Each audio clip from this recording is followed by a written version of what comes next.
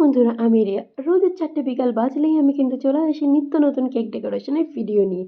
আজও আমি সেরকমই একটা ভিডিও তোমাদের সাথে শেয়ার করতে এসেছি। আজকের কেক ডেকোরেশনটা দেখে বুঝতেই পারছো, এটা তো একটা কার্টুন থিম কেক বাচ্চাদের। অবশ্যই এই কার্টুন থিম কেকের ডেকোরেশনটা কিন্তু আমি মাত্র 15 টাকায় করেছি। কি করে করেছি এই ভিডিওর থ্রুতে কিন্তু তোমাদের বলেছি, তাই ভিডিওটা স্কিপ না করে পুরোটা দেখার জন্য রইল অনুরোধ। একদম কেকের স্পঞ্জ থেকে শুরু করে কেকে কিভাবে আইসিং করেছি, কিভাবে ডেকোরেট করলাম, কত প্রাইস নিলাম, সমস্ত কিছু কিন্তু বলেছি। তার আগে তোমাদের সবাইকে ওয়েলকাম আমার চ্যানেল ভ্যালেন্টিনোতে। তবে শুরু করা যাক আজকের ভিডিও। প্রথমেই নিয়ে নিচ্ছি এখানে আমি 140 গ্রাম ময়দা। আসলে আজকে আমি 1 কেজিতে 2 টায়ার কেক বানাবো। 1 কেজিতে যে এত সুন্দর 2 টায়ার কেক হয়, এই কেকের ভিডিওটা দেখলে তোমরা বুঝতে পারবে। আর এবার আমি নিয়ে নেব কিন্তু এখানে 1 টিস্পুন পরিমাণ বেকিং পাউডার আর হাফ টিস্পুন পরিমাণ বেকিং সোডা। আর নেব 2 টেবিলস্পুন পরিমাণ কর্নফ্লাওয়ার। সমস্ত ড্রাই ইনগ্রিডিয়েন্টসগুলো নেওয়া হয়ে গেলে আমি ভালোভাবে হুইস্কারের সাহায্যে হুইস্ক করে সাইডে সরিয়ে রাখবো। তোমরা যারা যারা হ্যান্ড হুইস্কার ইউজ করো, তো হ্যান্ড হুইস্কার বলতে একদম হ্যান্ড হুইস্কার দিয়ে কিন্তু প্রফেশনাল কোনো কেক বানানো যায় না। সেই জন্য ইলেকট্রিক যে হ্যান্ড ব্লেন্ডার আছে সেটা নিতে হয়। আর আমি আজকে এখানে ব্যবহার করব কিন্তু স্ট্যান্ড ব্লেন্ডার। তো অনেকের বাড়িতেই এখন স্ট্যান্ড ব্লেন্ডার আছে।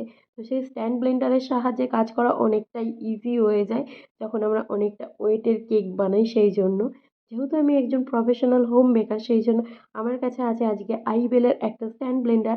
সেটাকে ইউজ করেই আমি দেখাবো তোমরা কীভাবে কেকের স্পঞ্জ স্ট্যান্ড ব্লেন্ডারের মাধ্যমে তৈরি করতে পারো। এই স্ট্যান্ড ব্লেন্ডারে কিন্তু কাজ ভীষণ ইজিলি হয়ে যায়। তো আমার ড্রাই ইনগ্রিডিয়েন্টসগুলো নেওয়া হয়ে গেছে, এবার আমি সরিয়ে রাখছি। তো আমি আমার যে কেক টিন আছে সেই কেক টিনের নিচে কিন্তু বাটার পেপার লাগিয়ে নিয়েছি। আর আমি কিন্তু আমার টিনের গায়ে কোনো রকম অয়েল ব্রাশ করিনি, যেহেতু আমি এটা খুব লেস অয়েলেই বানিয়ে থাকি কেকের স্পঞ্জগুলো। তো নিচের কেক টিনটা আমি নিয়ে 7.5 ইঞ্চির আর উপরেরটা নিয়েছি 4.5 ইঞ্চির। আজকে আমি ব্যবহার করব আইবেলের স্ট্যান্ড ব্লেন্ডার। আইবেলের স্ট্যান্ড ব্লেন্ডারটা আমি নিয়ে নিয়েছি। এখানে খুব একটা অল্প পরিমাণে জিনিস কিন্তু বানানো সম্ভব হয় না, সেই জন্য আমি নিচে একটা কাপড়ের লেয়ার রেখে দিয়েছি যাতে হাইটটা একটু বেড়ে যায় আর আমার কেকের যে স্পঞ্জ আছে বানাতে সুবিধা হয়। 4টে ডিমের সাথে 140 গ্রাম চিনি আমি একদম লো স্পিডে বিট করে নিচ্ছি। তো তোমরা যারা এটা কিনতে চাও তার পারচেজ লিঙ্ক কিন্তু আমি দিয়ে দেবো ডেসক্রিপশন বক্সে। তোমরা শুধু এটা দিয়ে ডিমের ফোম বানানোই না বা কেকের স্পঞ্জ বানানোই না, ক্রিম বিট করে নিতে পারো। তাছাড়া আটা ময়দা মেখে নিতে পারো। এগুলো কিন্তু খুব ইজিলি এই মেশিনের সাহায্যে হয়ে থাকে, যা কুকি বানানোর ডো। তো আমি একবার দেখিয়ে দিচ্ছি আমার ডিমের ফোমটা ঠিক এরকম টাইপের হয়ে এসছে। এবার আরও একটু বিট করে আমি একটু ফোমি করে নেবো, কারণ ফোমটাকে একটু স্টিফ করা দরকার সেই জন্য। তাই আবার আমি আমার যে স্পিড কন্ট্রোল আছে সেটাকে সেট করে আরও কিছুক্ষণের জন্য বিট করে নেব। তারপর আমার যে 4টে ডিমের ফোম আছে ঠিক এতটা একদম বোলটার অর্ধেক জুড়ে একদম ফ্লাফি হয়ে গেছে। তো এবার আমি এর মধ্যে সমস্ত ড্রাই ইনগ্রিডিয়েন্টসগুলো মিশিয়ে দেবো। ইতিমধ্যেই কিন্তু আমার যে ব্যাটার আছে তার মধ্যে আমি হাফ কাপ পরিমাণ বাটার মিল্ক আর 2 টেবিল স্পুন অয়েল আর কিছুটা বাটারস্কচ এসেন্স মিশিয়ে দিয়েছি, কারণ ওটা স্কিপ হয়ে গেছে ভিডিওটা অফ থাকার কারণে। সমস্ত ড্রাই ইনগ্রিডিয়েন্টসগুলো আমি ভালোভাবে ব্যাটারের মধ্যে মিশিয়ে নিচ্ছি। আর আমার যে ওটিজি আছে 150 ডিগ্রি সেন্টিগ্রেডে, সেটাকে আমি কিন্তু প্রিহিট হতে দিয়েছি। আমি এবার মোল্ডের মধ্যে সমানভাবে কেকের যে ব্যাটারটা আছে সেটাকে ঢেলে নেব। ঢেলে নিয়ে ট্যাপ করে আমি কিন্তু এটাকে প্রায় আধ ঘন্টার মতো বেক হতে দিয়ে দেবো। বেক হওয়ার পরে কেকের ঠিক এই রকম টেক্সচার এসছে, একদম ফুলে গেছে মোল্ড অবধি। তো কেক বোর্ডের উপর কেকগুলো স্লাইস করে আমি প্রথম স্লাইসটা রেখে দিচ্ছি। কেকটা ইনস্ট্যান্টই কাটা হবে, সেই জন্য খুব হালকা পরিমাণে আমি কিন্তু এখানে সুগার সিরাপ দিচ্ছি। কারণ যাদের কেকটা অনেক পরে কাটা হবে তারা কিন্তু একটু ভালোভাবে সুগার সিরাপ দিয়ে নেবেন, কারণ শীতকালে কেক খুব ড্রাই হয়ে যায় সেই জন্য। তো এবার আমার কেকের লেয়ারের উপরে ক্রিম লাগানো হয়ে গেছে। বাটারস্কচ এসেন্স দিয়ে দেবো। আমি এখানে মালাজের বাটারস্কচ এসেন্স ব্যবহার করছি। আপনারা যদি চান কিন্তু এখানে ক্যারামেল ইউজ করতে পারেন। ক্যারামেল যে সসটা হয় সেটা কিন্তু বাটারস্কচ কেকে ভীষণই ভালো লাগে। আর আমি আপনার দোকান থেকে কিনে এনেছিলাম এই বাটারস্কচ ক্রাঞ্চটা। সত্যি, সত্যি এই বাটারস্কচ ক্রাঞ্চটা কিন্তু আমার নিজেরও ভীষণ প্রিয়, কারণ এটা খুবই ক্রাঞ্চি। আমি আবার সুগার সিরাপ দিয়ে আমার যে সেকেন্ড লেয়ার আছে সেটাকে একটু সোক করে নিয়েছি হালকাভাবে। তারপর আমি আবার ক্রিমের যে লেয়ার আছে সেটা লাগাচ্ছি। তো আমি এখানে খুবই অল্প, অল্প পরিমাণে ক্রিম লাগিয়েছি, কারণ অনেক কাস্টমারই ক্রিম বেশি খেতে পছন্দ করে না। তো এই কেকটা যেহেতু একটা বাচ্চার জন্মদিনে যাচ্ছে, সে আমার খুবই পরিচিত। তো সেই জন্য আমি জানি ঠিক কতটা ক্রিম লাগানো উচিত। কারণ বাচ্চারা ক্রিম খেতেও ভালোবাসে ঠিকই, কিন্তু বেশি ক্রিম লাগানো কেক দিলে সারা গা হাত পায়ে মাখামাখি করে। তাই এটা মাথায় রেখে করা উচিত যে কার জন্য কেকটা যাচ্ছে, কি পারপাসে কেকটা যাচ্ছে। তো সেই অনুযায়ী আমার 3rd লেয়ারটা আমি লাগিয়ে দিয়েছি কেকের মধ্যে। এবার করব কিন্তু আমি ক্রাম্ব কোটিং। তো আমি বারবারই আমার প্রত্যেক ভিডিওয় বলি ক্রাম্ব কোটিং করা কিন্তু ভীষণ ইম্পোর্টেন্ট। কারণ কেক কাটিং এর সময় যে গুঁড়োগুলো থেকে থাকে বা আইসিং এর ক্ষেত্রে অনেক সময় গুঁড়ো উঠে আসে কেকের ফার্স্ট লেয়ার গুলোতে। তো সেগুলো কিন্তু আমাদের এই ক্রিম দিয়ে মার্জ করে দিতে হবে। যাতে যে ফাইনাল লেয়ার আছে তার উপরে কোনো রকমভাবেই যে কেকের গুঁড়োগুলো আছে না থাকে। এতে কিন্তু কেকের ডেকোরেশন অনেকটাই নষ্ট হয়ে যায়। তো এবার আমি আমার যে ছোট কেকটা ছিল আমি 4.5 ইঞ্চের মোল্ডে বানিয়েছিলাম, সেটাকে কিন্তু আমি এবার ডিমোল্ড করে নিচ্ছি। তো ডিমোল্ড করে নিয়ে দেখতেই পাচ্ছ বন্ধুরা কত সুন্দর হয়েছে এটা। তো আমি এটাকে ৩ টে লেয়ারে কাট করব। ৩ টে লেয়ারে কাট করে আমি এটাকে আবার আইসিং করব। আমার আগের কেকটা আমি ফ্রিজে কিন্তু ঠান্ডা হতে দিয়ে দিয়েছি। উপরের লেয়ারটা কিন্তু যদি ইচ্ছা না হয় না কাটলেও কাটা যেতে পারে। কিন্তু আমার যেন একটু মনে হয় একটু কেটে দিলে বেটার লাগে। তো সেইজন্য আমি উপরের লেয়ারটা কিন্তু রিমুভ করে দিই। যেহেতু আমি স্ক্র্যাচ দিয়ে কেক বানাই, কোনো রকম প্রিমিক্স ইউজ করি না, তাই কোনোটাই কিন্তু ফেলা যায় না একই রকমভাবে। কিন্তু সুবিধার্থে এটা অ্যাডজাস্ট করা যেতে পারে। তো আমি আবার হালকাভাবে কিন্তু চিনির সিরাপটা স্প্রে করে দিয়েছি। তারপর অল্প পরিমাণ ক্রিম নিয়ে ভালোভাবে আইসিং করে দিচ্ছি। আর আজকে আমি এখানে ব্যবহার করেছি কিন্তু ট্রপোলাইটের ক্রিম। ট্রপোলাইটের যে হুইপিং ক্রিম আছে সেটা সত্যিই ভীষণ ভালো। আমি এখানে ট্রপোলাইট প্রিমিয়াম ইউজ করেছি। আসলে এই ক্রিমটা খুব গরমেও গলে যায় না, শীতকালে ভীষণ স্টিফও হয়ে যায় না। একদম পারফেক্ট কনসিস্টেন্সিতে থাকে। সেইজন্য আমি ভীষণ পরিমাণে এই ক্রিমটাই পছন্দ করে থাকি। এছাড়াও যদি কারোর কাছে এটা অ্যাভেলেবেল না থাকে তারা কিন্তু ডিলিসিয়াস যে ক্রিমটা আছে সেটা নিতে পারো। আরও গোডরিকের একটা হোয়াইট ক্রিম আছে, সেটা নিতে পারো। ওটাও ভীষণ ভালো। তো আমার সেকেন্ড লেয়ারটাও কিন্তু আইসিং করা হয়ে গেছে। এবার আমি আবার বাটারস্কচ ক্রাশ দিয়ে দিচ্ছি। এরপরে আমার 3rd লেয়ারটা আমি দিয়ে দেবো। 3rd লেয়ারটাও দেওয়া হয়ে গেছে। হালকা পরিমাণে সুগার সিরাপ আমি স্প্রে করে দিয়েছি। ফাইনাল লেয়ারটা আইসিং করে দিচ্ছি। তো কারা ছোটা ভীম ছোটোবেলায় দেখতে পছন্দ করতে কমেন্ট করে কিন্তু জানিও। আর যাদের বাচ্চারা ছোটা ভীম দেখতে বাড়িতে পছন্দ করে তারাও একটু কমেন্ট করে যেও। আর আমার এই ভিডিওগুলো কেমন লাগছে, যদি ইউজফুল লাগে, ভিডিওগুলো ভালো লাগে, যারা দেখছেন নতুন জয়েন করছেন, তো তাদেরকে একটাই অনুরোধ করব তারা একটু জানাবেন যে আপনাদের ফিডব্যাকের উপর অনেক কিছুই নির্ভর করে থাকে। আর ভিডিওগুলো ভালো লাগলে সাবস্ক্রাইব বাটন টিপে আমার প্লিজ পাশে থাকবেন, যাতে আমি আরও উৎসাহিত হই নতুন কেক ডেকোরেশনের ভিডিও আপনাদের সাথে শেয়ার করতে। তো পাশে থাকা বেল বাটনটা প্রেস করতে কিন্তু ভুলবেন না। কারণ পাশে থাকা বেল বাটন প্রেস করলে আপনাদের কাছে যখনই আমার চ্যানেলে নতুন কোনো ভিডিও আসবে চলে যাবে আপডেট।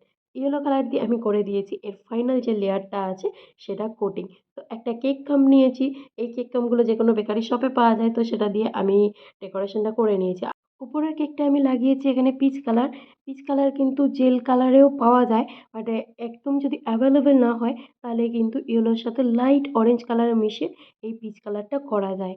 আমি আবার আমার কেক কাম্বের সাহায্যে সাইডের যে ডিজাইনটা আছে সেটা করে নিয়েছি। আমি কিছুক্ষণের জন্য এগুলোকে ফ্রিজে রেখেছিলাম সেট হওয়ার জন্য। তারপর উপরে যে লেয়ারটা আছে আমি কেকের মধ্যে বসিয়ে দিচ্ছি। তো এখানে কিন্তু ডাবল স্টিক ইনসার্ট করা ভীষণ পরিমাণে জরুরি।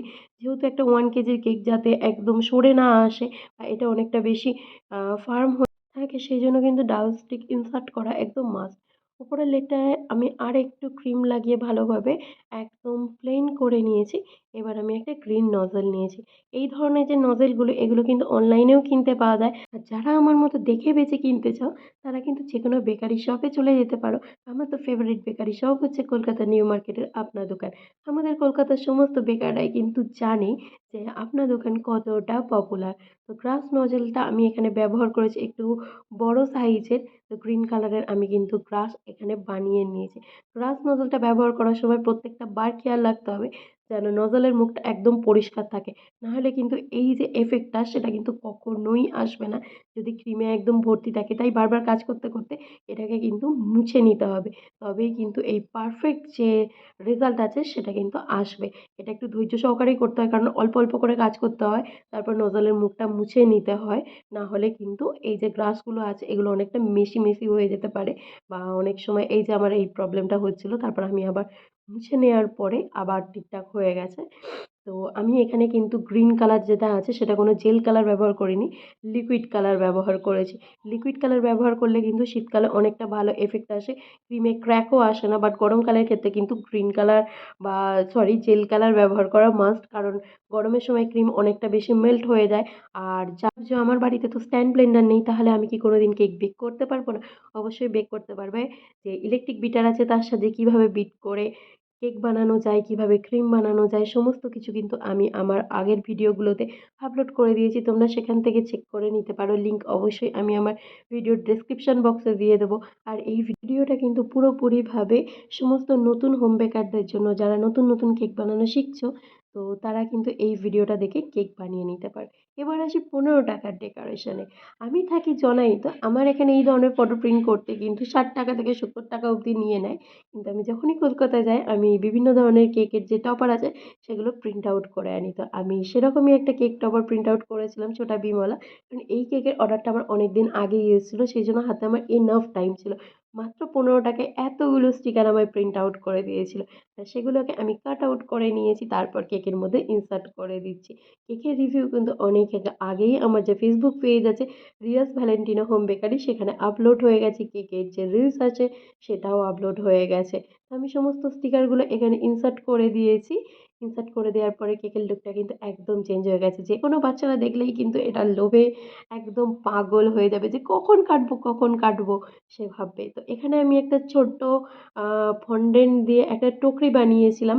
আর তার মধ্যে বেশ কিছু আমি লাড্ডু বানিয়ে দিয়েছিলাম যাতে আরও ব্যাপারটা আই ক্যাচি হয়। আর এখানে ছোট ছোট আমি ফ্লাওয়ার যে মোটিফগুলো আছে ফন্ডেন্ট কাটার দিয়ে কেটে আমি আগে থেকে বানিয়ে সেগুলোকে ড্রাই করে রেখেছিলাম, কারণ ফন্ডেন্টের যে টপার থাকে সেগুলোকে ড্রাই করাটা ভীষণ ইম্পর্টেন্ট হয়। কোনো একটা ভিডিওতে কিন্তু আমি এগুলো বানানো শেখাবো। অবশ্যই কিভাবে বানানো হয়, কিভাবে রাখতে হয় সমস্ত কিছু। সেই জন্য কিন্তু আমার সাথে থাকতে হবে। আর চ্যানেলটাকে ভালো লাগলে অবশ্যই লাইক, শেয়ার, সাবস্ক্রাইব করতে হবে। কারণ রোজেরই এই চ্যানেলে বিকেল 4টের সময় নিত্য নতুন কেক ডেকোরেশনের ভিডিও কিন্তু আসতেই থাকে। আর সন্ধ্যেবেলা 7:30টায় কিন্তু শর্টস ভিডিও আপলোড হয়।